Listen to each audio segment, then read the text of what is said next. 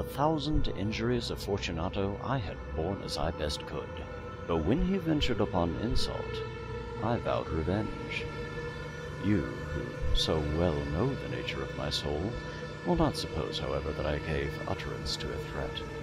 At length I would be avenged. This was a point definitely settled, but the very definitiveness with which it was resolved precluded the idea of risk.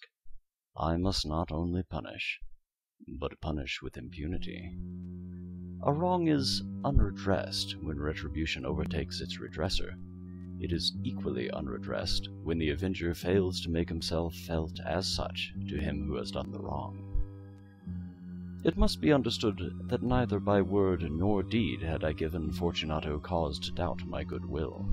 I continued, as was my wont, to smile in his face, and he did not perceive that my smile now was at the thought of his immolation. He had a weak point, this Fortunato. Although in other regards he was a man to be respected, and even feared, he prided himself on his connoisseurship in wine. Few Italians have the true virtuoso spirit. For the most part, their enthusiasm is adopted to suit the time and opportunity to practice imposture upon the British and Australian millionaires.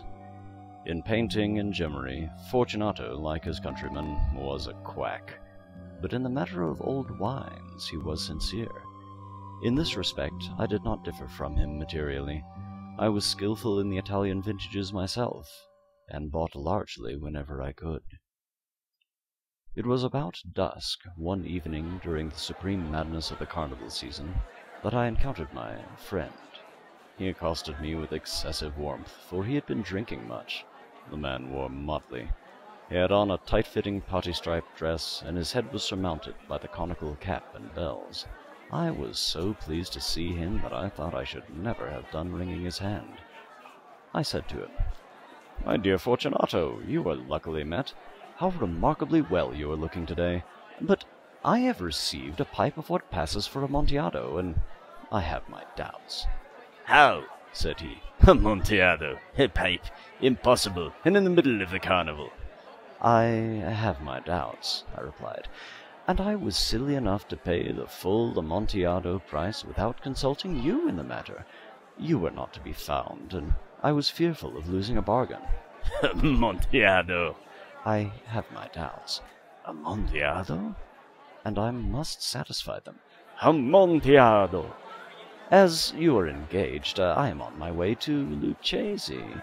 If anyone has a critical turn, it is he. He will tell me—" "Lucchesi cannot tell Amontillado from sherry." "And yet, some fools would have it that his taste is a match for your own." "Come, let us go." "Whither?" "To your vaults." "My friend, no. I will not impose upon your good nature. I perceive you have an engagement. Lucchesi." "I have no engagement. Come." "My friend, no. It is not the engagement, but the severe cold with which I perceive you are afflicted. The vaults are insufferably damp. They are encrusted with nitre."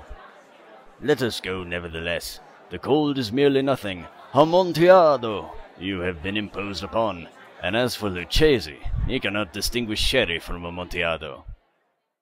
Thus speaking, Fortunato possessed himself of my arm.